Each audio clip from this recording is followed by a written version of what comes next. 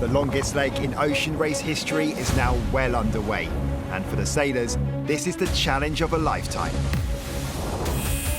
This leg has been a fairy tale.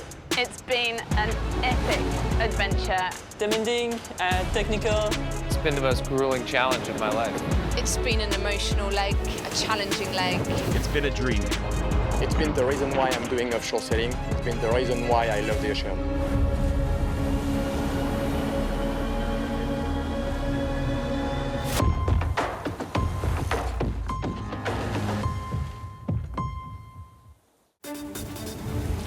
It's not even halfway through, and leg 3 of the 14th edition of the Ocean Race has already surpassed expectations.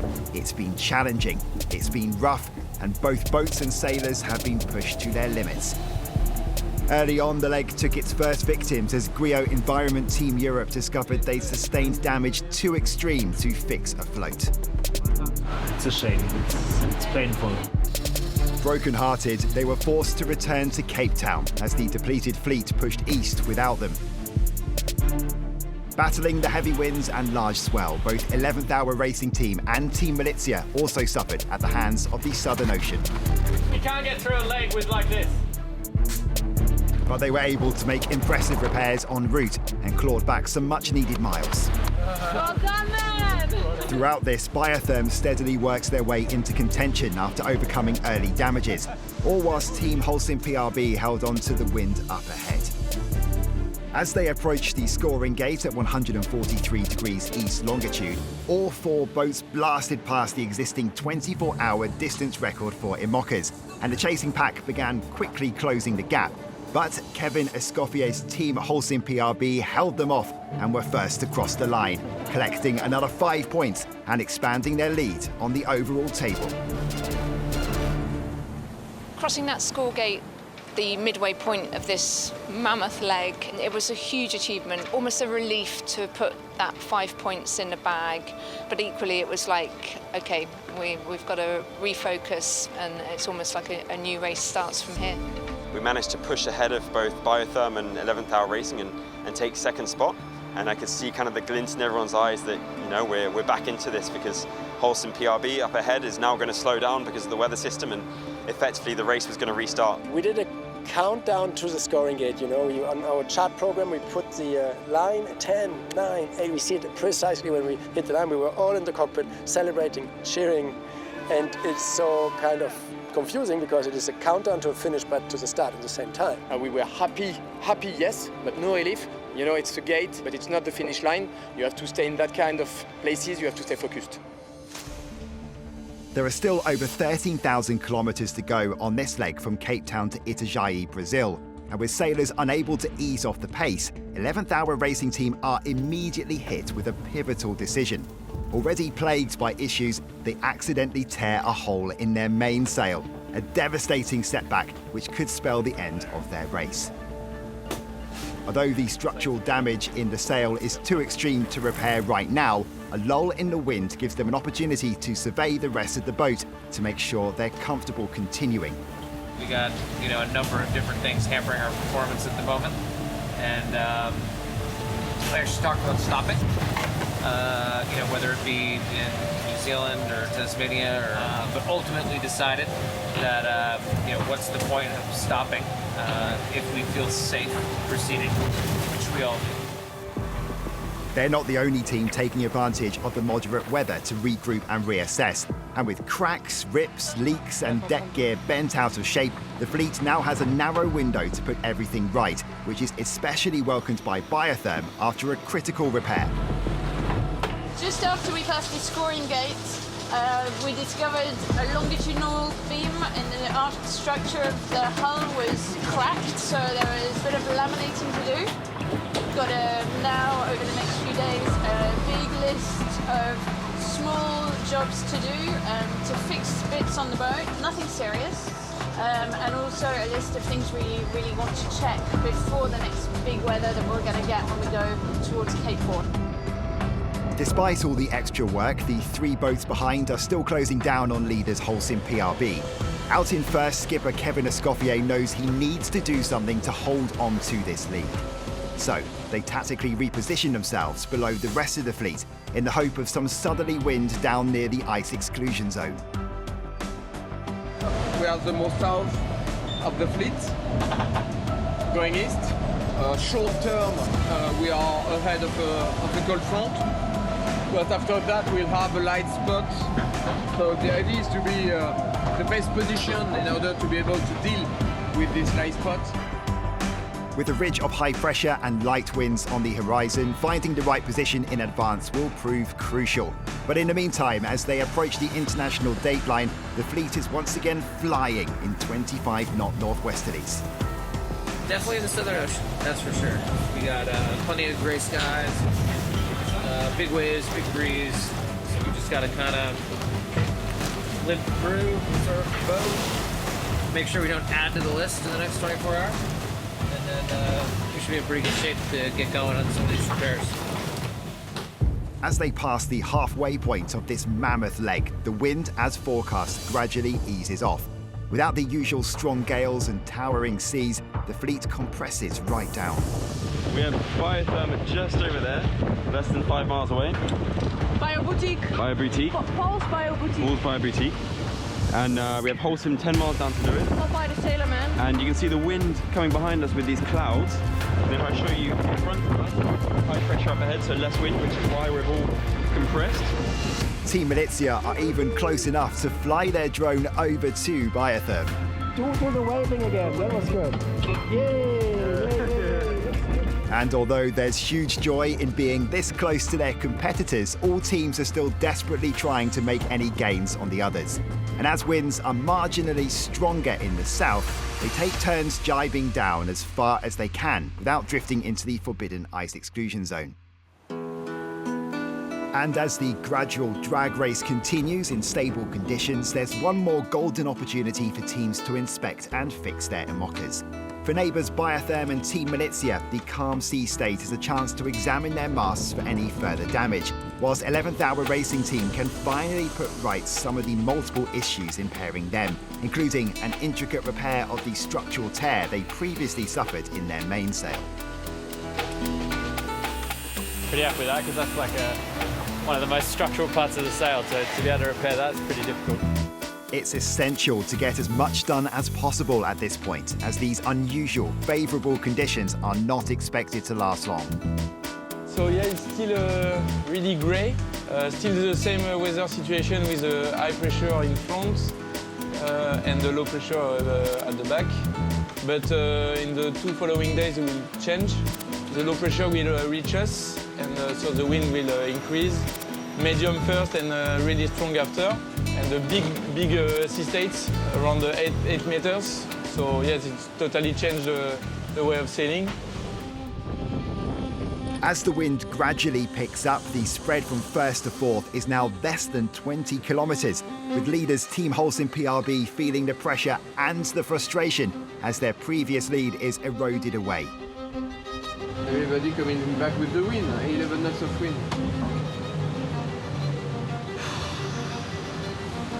Well, everybody's back, Herbie. But each time, you know, we were quite fast, and each time we go in the right spot, and the wind is coming back from behind. So I think I will spend the next 24 hours at the bunk sleeping. It won't change anything.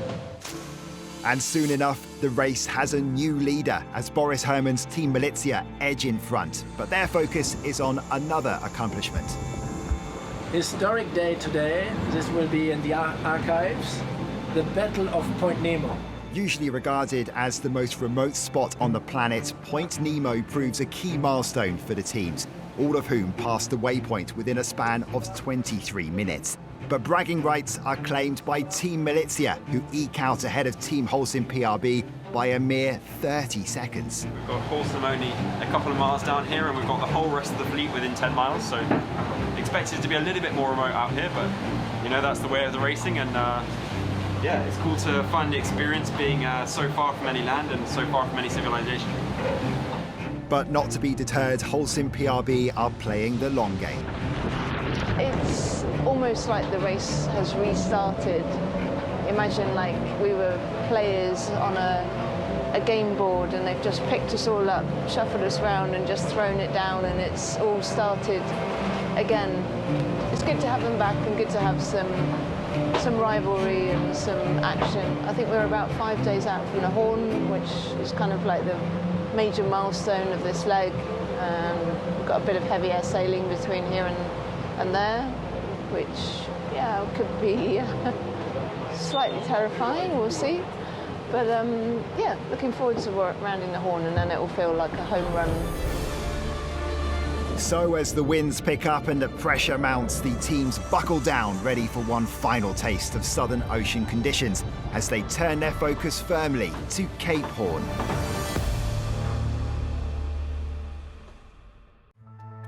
Cape Town, South Africa, the safe haven which has allowed Guyot Environment Team Europe to make crucial structural repairs to their Imoca. Having set off full of promise with the rest of the fleet, they were forced to return to shore only 3 days into the third leg, after discovering serious damage to their hull. We have a delaminated area in the floor. You can definitely not go with such a damage into the Southern Ocean. Delivering the boat back was hard, for sure. I think when we arrived, it was very strange, you know, to know how to feel. But now we're ready to go again. With the painstaking repair operation completed in record time, a crew sets off from Cape Town to deliver the boat to Itajaí, Brazil, via the fastest route possible. There, the missing Imoca will rejoin the fleet for leg 4 onwards. Also en route to Brazil, but the long way around, the race continues for the other 4 teams. They're now firmly on the approach to Cape Horn, the most iconic milestone of the route. After a period of moderate wind, a cold front is approaching from behind with stronger winds and bigger seas, promising what could be the toughest days of the race so far. Initially, the boats all position themselves north to try and find kinder, smoother conditions, but as they near the Chilean coast, it's time to turn south and face the weather as best they can. Okay, it's a bit stressful. Trying to find the limit of what the boat is capable of doing. And we don't want to break the boat, that's obviously a long way to go. But the sea state's building, it's over 6 metre wave. And it's mainly not very organised, so basically if we go fast, we start nosediving, and that's when you get the wave over the head. Nosediving is an ongoing issue for the whole fleet as the boats struggle to find a way around the walls of water. Biotherm in particular have already suffered one bad crash which tore apart one of their largest head sails. And with the boat taking a relentless battering in stormy seas overnight, the breakages are piling up, but that isn't breaking the team's spirits. One team faring better in these rough seas is Team Malizia. 1, 2, 3. Action! With a bespoke hull design built specifically for these conditions, they're riding cleaner through the giant waves and loving every minute. This is epic, this is the true south. 5 metre waves. We're flying down them in 30 to 40 knots of wind. Yoo-hoo-hoo! Full speed. It's like the breath of the ocean. Surfing the globe. With Team Malizia flying ahead, Holcim-PRB attempt to hang on to their stern. The fleet effectively splits in 2, as Biotherm and 11th Hour Racing Team are caught behind in a softening wind. There's basically 2 systems sort of approaching the Horn from different directions. And in between them, they'll leave quite an area of light wind. So we just kind of got to weigh up all the options and see how things go. So as the chasing pair jibe north to try and find some speeds, the leading pair approach the narrow channel between Cape Horn and the ice exclusion zone, nearing their first sight of land in weeks. But leaders Team Malizia have a crisis to deal with. Their boat is wiped out by a large wave off the South American coast, and Rosalind Kuiper, off watch and resting, is the unfortunate one who feels the brunt of its force. And I was sleeping and I think I got launched out of my boat. And I fell. And I slided all the way down, 6 meters down. And actually, Will, you found me yesterday. It was crazy, and you kind of wanted to go to sleep pretty quickly while we were still bandaging this up. So we were trying to ask you things about home, and Oh yeah, I remember. And where are you? At first you told us we were in Cape Town. And I was like, try one more time. I think you just, and then you got it right, so I was like, she's fine. The crew keep in contact with the race doctor on shore as they continue to care for and monitor their patient.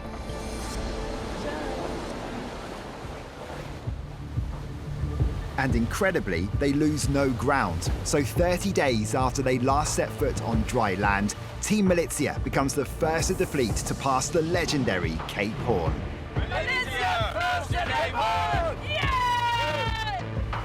Following less than 40 kilometres behind them, Holcim-PRB are next to successfully reach the coveted milestone.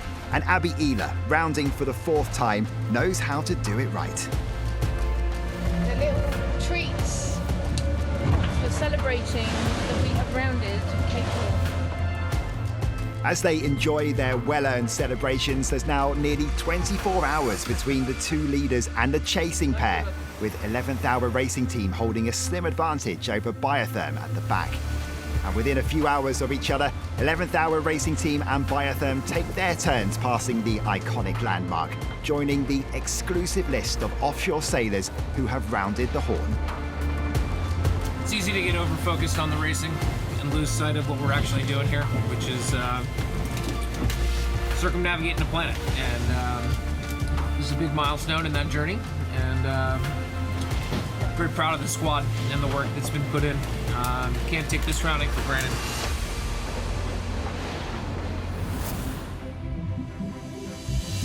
All 4 boats are now back in the Atlantic, but over 700 kilometres north, the leading duo are encountering conditions they thought they'd left behind in the south. Trying to keep the boat under control. It's on the borderline of amazing fun and absolutely terrifying. As the conditions fluctuate, so does the lead. The leaders are often within plain sight of each other as they race up the South American coast, and the skippers are feeling the pressure.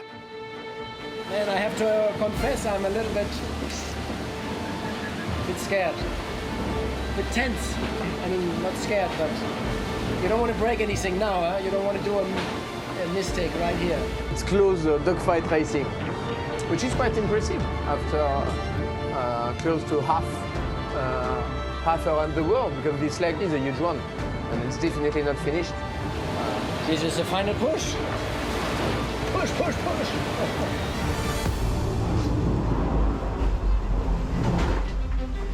At the back of the racecourse, the trailing pair's resilience is shining through as they continue to push forward despite both boats suffering extreme wear and tear from the epic voyage. Biotherm is the latest to hit a streak of bad luck. After they rounded Cape Horn, they lost power and their wind sensors never recovered. So they've been relying on practical methods and sailors' intuition when it comes to reading the wind and positioning the boat. And as if that isn't challenging enough, they're now facing another big issue. So yeah, yesterday evening we hit something on the port foil. It's a big noise of crack of composite crack, and we saw that the external layer of the foil was broken, and the water from the sea start to enter in the boat. They successfully implement a temporary fix for their foil, limit the leaking as much as possible, and continue on. Having come this far, the team is not giving up now. And it's not just at the back that issues still threaten to derail the journey. Both leading teams push close to the shore in an attempt to escape the worst of the weather. But with gusts of 50 knots screaming off the coast and whipping up the sea, they can't avoid the overnight beating. And Holcim-PRB's mainsail suffers damage in the storm. As they hurry to replace 2 of their battens, Team Malizia emerges from the storm with an advantage of over 100 kilometres, a lead they stretch throughout the day and well into the night. And after 35 days afloat, it's Boris Herman's resilient team who glide over the finish line in Itajaí, Brazil, and win the longest leg in ocean race history.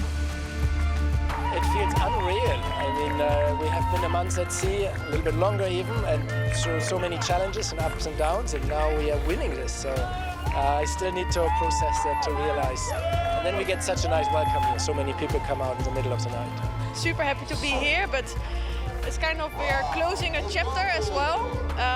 We're such a tight group on the boat, like a team, and we're closing a beautiful chapter of epic sailing and beautiful teamwork.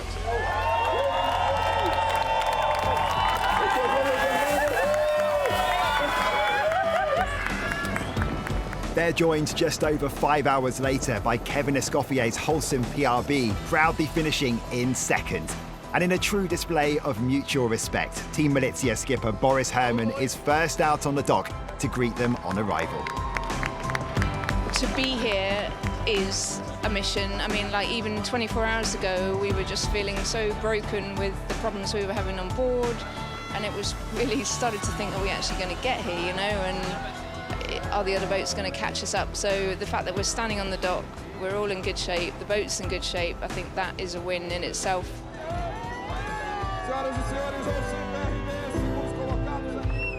It takes almost 3 more days for the chasing pair to reach dry land in Itajaí, with 11th Hour Racing Team coming in 3rd and Biotherm in 4th. And with both teams having suffered significant damage en route, the relief at successfully navigating the longest route in 50 years of the ocean race is evident. I think the team showed amazing resilience over the course of the 38 days or whatever the heck it was. Not obviously the result we were looking for, but coming into the dock today filled with more positivity than I ever could have imagined, just with the sense of accomplishment and the way that we dealt with everything that was thrown our way, and the way that we responded even when we thought it couldn't be done. That kind of can-do attitude, well, we got to try something, and then, you know, the ingenuity takes over from there.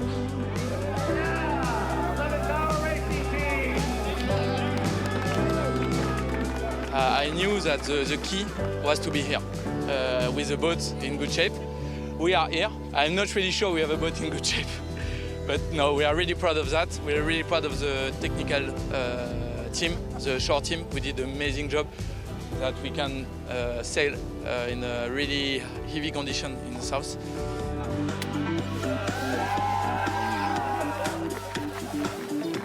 So on the overall points table, Team Malizia's heroic win means they take over second place from 11th Hour Racing Team by just 1 point, whilst leaders Holcim-PRB hold strong, having picked up the top points at the leg's earlier scoring gate. But with more than half of the race points still available, it's anyone's game. The fleet, now back to its full contingent of 5, has a short window to reflect and recharge as the battle-scarred Mockers are patched up, ready to navigate over 10,000 kilometres to Newport, Rhode Island on leg 4 of the ocean race.